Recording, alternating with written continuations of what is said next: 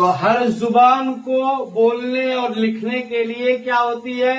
تحریری علامت ہوتی ہے. انہی علامت کو کیا کہا جاتا ہے؟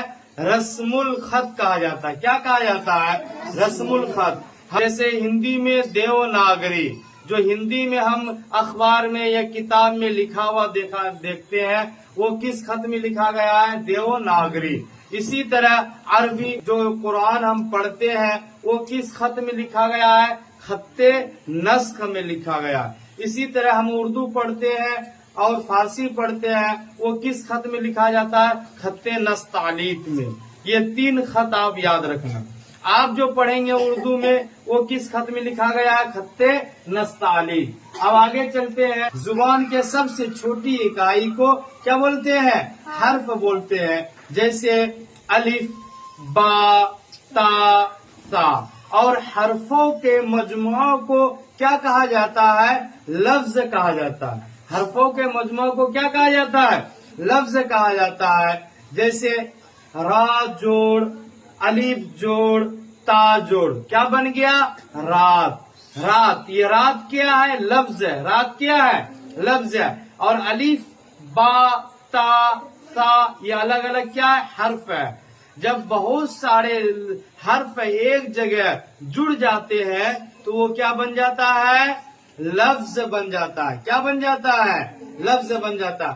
آپ کو سوال دیا جائے گا کہ کوئی ایک لفظ دے دیا جائے گا، پھر ایک حرف دے دیا جائے گا، پھر لفظ دے دیا جائے گا. آپ کو پہچانا جائے گا اس میں بتاؤ یہ حرف کیا کون سا ہے، لفظ کون سا ہے. اگر آپ اچھی طریقے سے اردو گرامر پڑھے ہوں گے تو آپ اس کو آسانی کے ساتھ اس سوال کا جواب دے دیں گے. آگے چلتے ہیں. زبان کے سب سے اکائی کو حرف کہا جاتا ہے. جیسے با، جیم، سین، شین. حرفوں کے مجموعہ کو لفظ کہا جاتا ہے. جیسے رات. اردو میں حروف تہجی کی تعداد اردو میں حروف تہجی کی تعداد کیا کہتے ہیں؟ 52 ہے. بعض حضرات کہتے ہیں 51 ہے. بعض کہتے ہیں مولوی عبدالحق اپنی کتاب میں حروف تہجی کی تعداد 50 بتائے. بعض حضرات کہتے ہیں 51، بعض حضرات کہتے ہیں 52، بعض حضرات کہتے ہیں 50.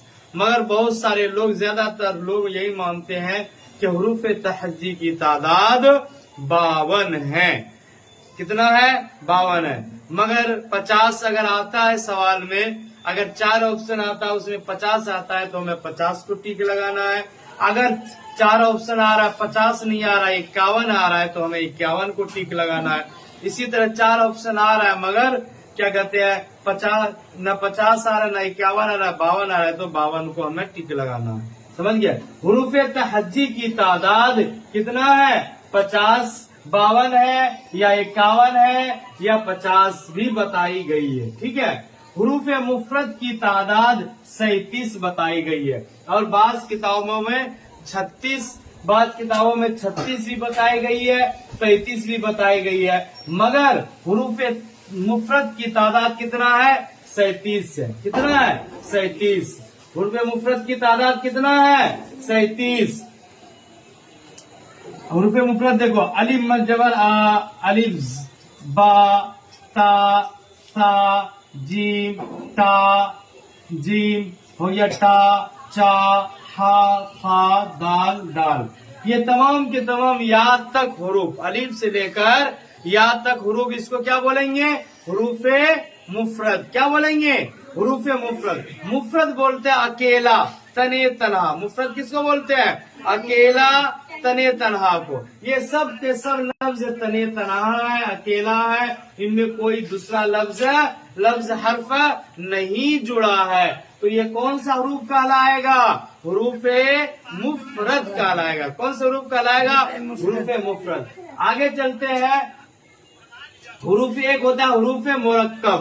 کیا ہوتا ہے؟ حروف مرکب. مرکب بولتے ہیں جو 2 حرف سے مل کر بنا ہو. 2 حرف سے مل کر بنا ہو اس کو بولتے ہیں حروف مرکب. جیسے با جوڑ ہا، با جوڑ ہا تو کیا بن گیا؟ بھا. کیا بنا؟ بھا. یہ جو بھا بنا ہے 2 حرفوں سے مل کر بنا ہے. با ایک الگ حرف تھا بھا اور ہا ایک الگ حرف تھا، دونوں آپس میں مل گیا تو کیا بن گیا؟ بھا۔ کیا بنا؟ بھا۔ پا جوڑ اس میں ہا جوڑ دیں گے تو کیا بن جائے گا؟ پھا۔ اسی طرح تھا، ٹھا، جھا۔ تو یہ کتنے حروف ہیں؟ یہ 15 حروف ہے۔ 37 اور 15 کتنا ہو گیا؟ 52۔ یا 36 15 کتنا ہو گیا؟ 51۔ یا 35 یا 15 کتنا ہو گیا؟ 50 ہو گیا۔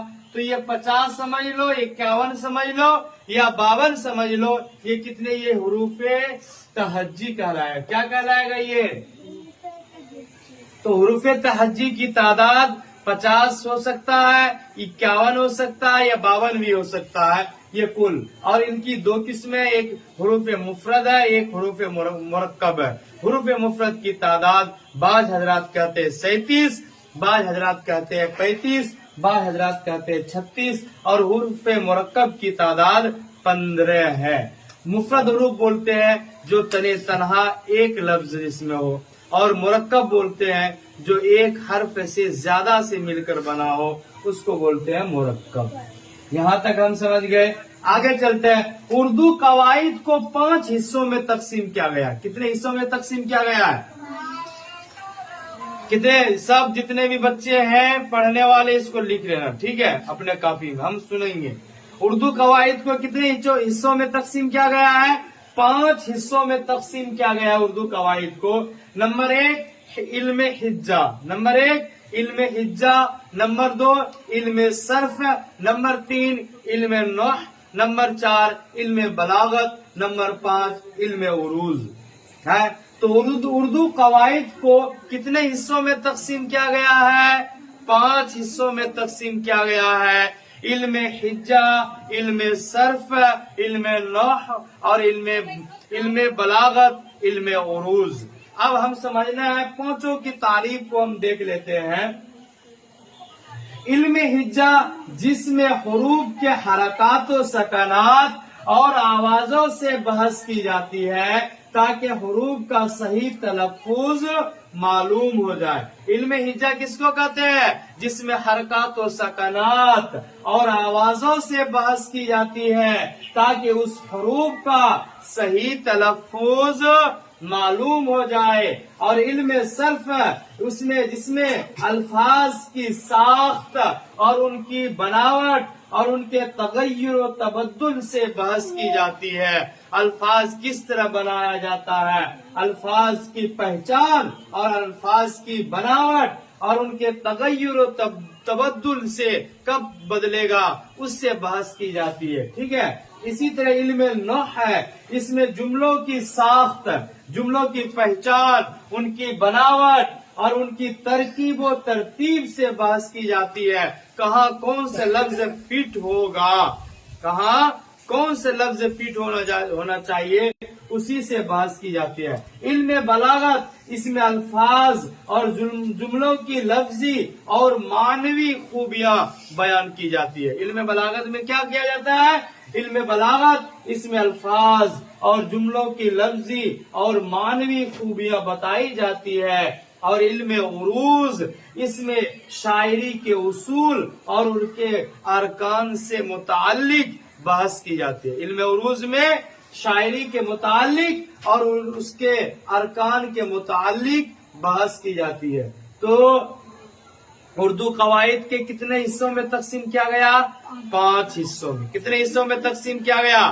5 حصوں میں۔ نمبر 1 کیا ہے؟ بولو۔ نمبر 1 علم حجہ، نمبر 2 علم صرف، نمبر 3 علم نحو، نمبر 4 علم بلاغت، نمبر 5 علم عروض۔ علم حجہ جس میں حروف کے حرکات و سکنات اور اس کے آوازوں سے بحث کی جاتی ہے تاکہ حروف کا صحیح تلفظ معلوم ہو جائے۔